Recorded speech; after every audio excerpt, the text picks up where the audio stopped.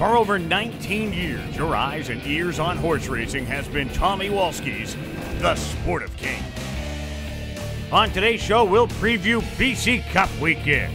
We visit an up-and-coming trainer at Hastings. Our race of the week is the Strawberry Morn. Tommy catches you up on the buzz. Our salute to the champions remembers one of racing's equine heroes. And now here he is, BC's ambassador to the world of horse racing, Mr. Tommy Walski. With this being BC Cup weekend and the big day coming up on Monday, we thought we'd give you a little tidbits of what goes on BC Cup Day and also let you know some of the horses that may be participating.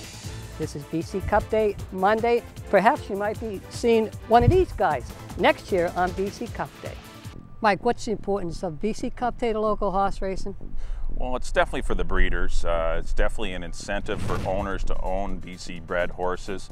That way they can pay top dollar and keep the breeding programs going. It's more of a churn. You want people to own BC breds and you have to have incentive for it. And those races are definitely incentive because they're restricted to only BC breds. And so therefore people can pay a few more dollars for a yearling at a sale and keep the breeders in money. How did BC Cup get started? It was probably kind of a copycat effect from the Breeders' Cup. The Breeders' Cup started in 1983, the brainchild of John Gaines, and it was kind of copycatted in California with the Cal Cup in 1990. That's when it was initially there for just California breds. And we kind of copied it 5 years later in 1995. We saw the success of Cal Cup and of course the Breeders' Cup. So why not have a day for just our own British Columbia breds and really showcase the talent that we do have. Mike, you remember the opening year? 1995, yeah, they started. I remember all the winners that day, but I know What You're Doing Tonight won the filly and mare, the first distaff, and there were some pretty nice horses. We had a lot of nice horses here in British Columbia. You know, the Traveling Victors and the Police Inspectors, the Delta Colleens that were BC breds never got a chance to run on the BC Cup Day. Imagine what they would have done because they were so successful in open company races anyway. But it's been great to add to the breeding programs to get more more stakes winners in the province. Some memories from BC Cup Day? Well, there's been a lot of them. We've had so many nice BC breds in the province. You had your Lord Nelsons, Strawberry Morns. I would have to say Arctic Sun winning 3 consecutive BC Cup Classics would have to rank up there. But it's a tough call. But that's pretty tough to win 3 consecutive times. And Arctic Sun was a pretty tough horse. The stars. There's going to be a lot of them, and a lot of the divisions are kind of very contentious. The 2-year-olds really, I would say the 2-year-old filly, Sunnyside Gal, because she was a good second to a very nice filly called Claire Measy, who is, of course, a U.S. bred that isn't eligible. The 2-year-old colts will be wide open. I think the 3-year-old colts, too, as well as the fillies, will both be really toss-up. Good betting races, because the stake winners this year have primarily been U.S. breds in both the 3-year-old colt and the 3-year-old filly divisions. The older mares, Wanda Woman and Classic Alley Cat again, probably. That'll be a lot of fun to watch to see if she can go a mile, carry her speed rate a little bit better than 44 and 4. And the Classic, Spaghetti Mouse, he's a fan favorite. See if he can get near the $1 million. He certainly would need to if he's going to get over the $1 million to become BC's first ever millionaire. He's going to have to probably win on BC Cup Day, but he's going better. And that's a contentious race. It's really tough to pick out one horse, but I guess if I had to pick one, I would pick Spaghetti Mouse just because it's in my heart to cheer for an old fella that still has some class. What can the fans look forward to seeing?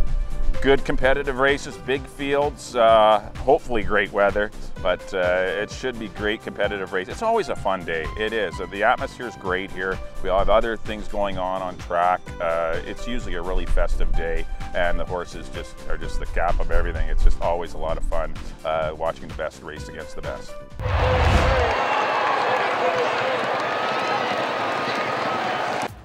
Quarter mile to run.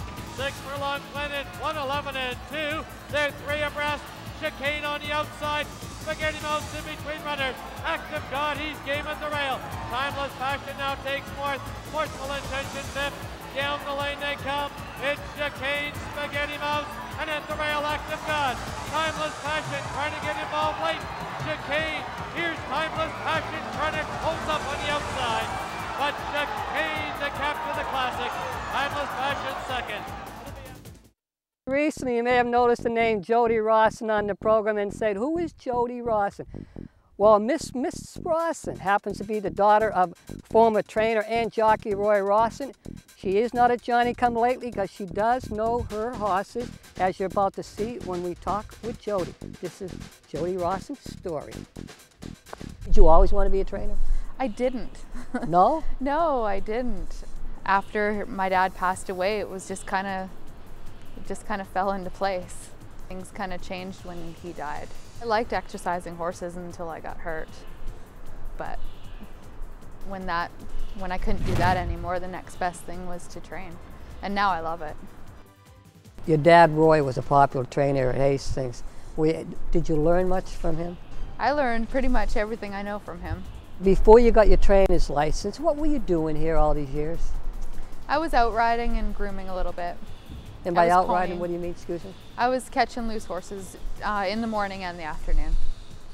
When you're doing that, can you make a living ponying horses? Oh yeah, I did. It was fun for a lot of years, but you're only as good as your pony, and my pony got old, so had to move on to something else. Jodi, how many horses do you have in the barn right now? There's 13 in there right now.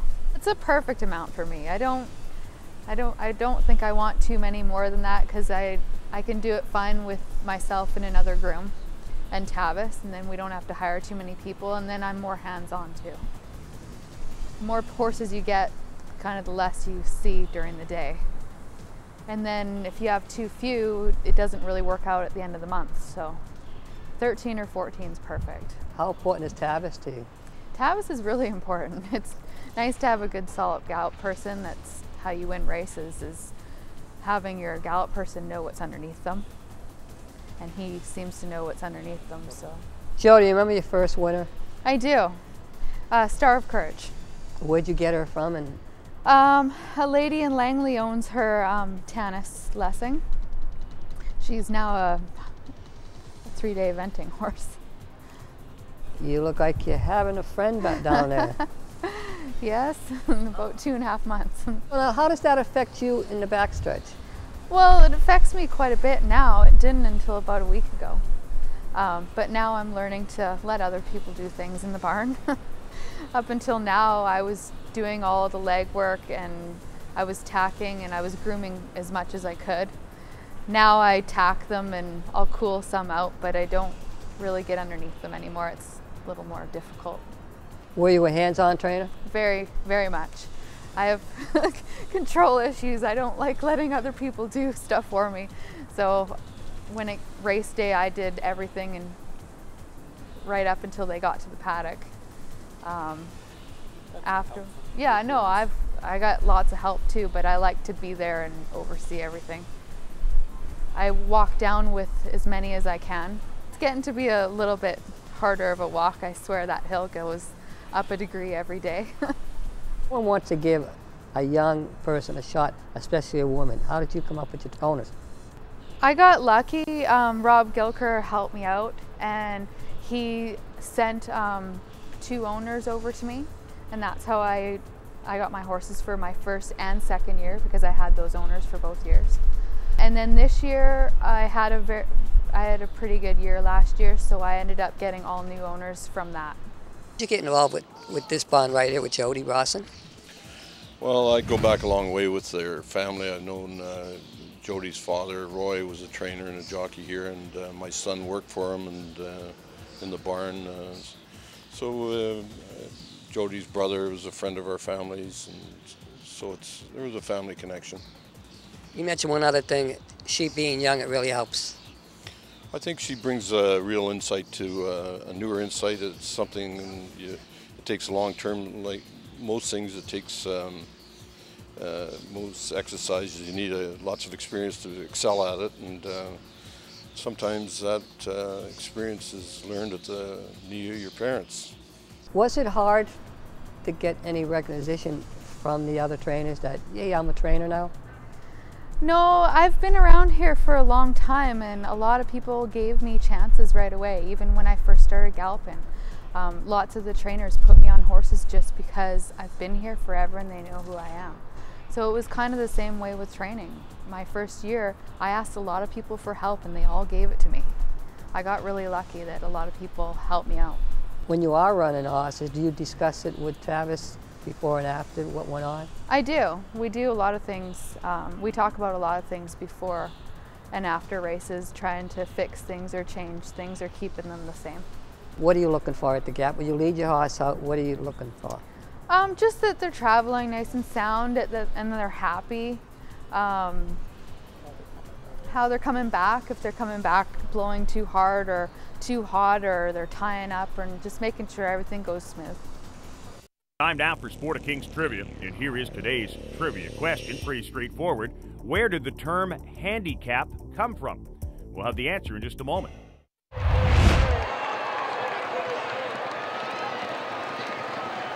Into the far turn they go. 6 furlongs in, 113 flat. It's Till the Storm.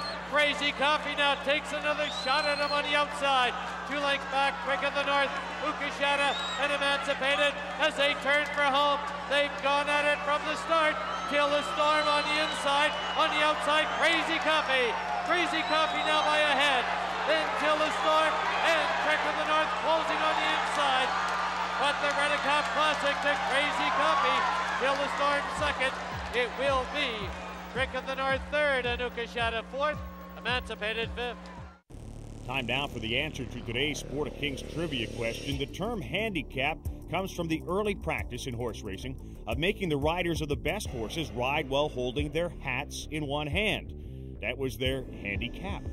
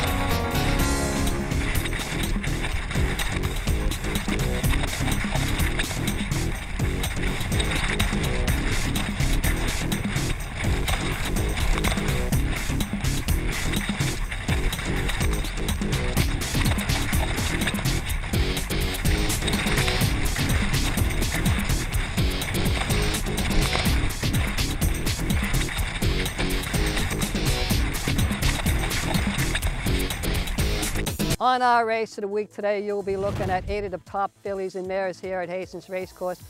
It's the Strawberry Mon. It's worth $50,000, and in this race, you're going to be paying attention to number 3, Classic Alley Cat, and number 6, Wando Woman. Great finish. Enjoy the $50,000 Strawberry Mon going 1 mile and a 16th. Tierra del Fuego is owned by Mr. and Mrs. R.J. Bennett. Tierra del Fuego is a steady performer and is usually near the lead. There'll be a lot of challengers for the front end today. Going into the last stake, she was 5 weeks, over 5 weeks into the race, so she was pretty sharp last time. I think she'll be a little more relaxed this time, and which is good. Kimmy V is owned by Swift Thoroughbreds. Kimmy V is a stakes